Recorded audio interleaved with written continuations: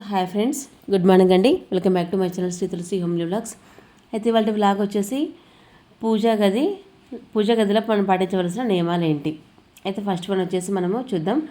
పూజా గదిని ఎప్పుడు శుభ్రం చేసుకుంటే మంచిదని అనుకుంటే మనం పూజా గదిని వచ్చేసి మనం శనివారం శుభ్రం చేసుకుంటే చాలా మంచిదని చెప్తున్నారనమాట. శనివారం శుభ్రం చేయడం వల్ల అనుకూల శక్తి ఇంట్లో ప్రవేశించి ఆకస్మిక ధనలాభం అయితే జరుగుతుంది. దేవుని గది శుభ్రం చేసిన తర్వాత ఏదైనా గంగాజలం ఏదైనా పవిత్రమైన మనం ఏదైనా దేవస్థానాల నుంచి తెచ్చుకుంటాం కదా నీరు, ఆ నీరు చల్లి ముగ్గు వేసుకుంటే కూడా చాలా మంచిదని చెప్తున్నారు. ఒకవేళ నీరు లేకపోయినా కూడా ఏదైనా పసుపుతో రాసి కూడా ముగ్గు వేసుకున్నా కూడా లక్ష్మీ అనుగ్రహం అయితే కలుగుతుంది.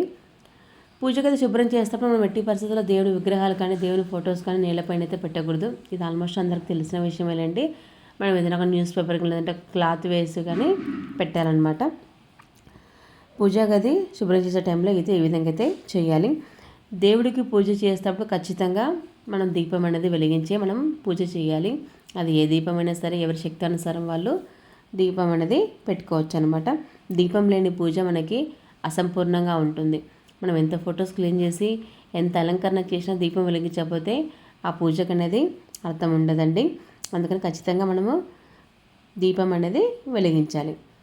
పూజ అయిన తర్వాత కూడా ఖచ్చితంగా హారతి ఇవ్వాలి. హారతి అనేది ఇంకా పూజకి ఇంకా లాస్ట్ ఎండింగ్ అనమాట, లాస్ట్ పార్ట్ అని చెప్పుకోవాలన్నమాట. ఖచ్చితంగా హారతి అనేది ఇవ్వాలి.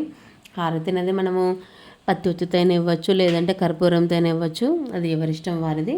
కానీ ఖచ్చితంగా హారతి అయితే ఇవ్వాలి. ఇలా చేయడం వల్ల సకల దోషాల నుంచి మనకి విముక్తి అయితే పొందుతారనమాట. ఇది మనం ఫాస్ట్గా చేసేసి ఇంకా హారతి ఇవ్వకుండా మాత్రం వెళ్ళకూడదు. హారతి ఇస్తేనే ఆ పూజ అనేది అప్పటికి ముగుస్తుందనమాట. నెక్స్ట్ ఇంకా మనకి దేవుడి గదికి తలుపులు ఉన్నట్లయితే దేవుడి గదిలో పూజ చేసిన తర్వాత ఖచ్చితంగా తలుపులు అయితే మూసేయాలండి. ఇదండి వాళ్ళ వీడియో.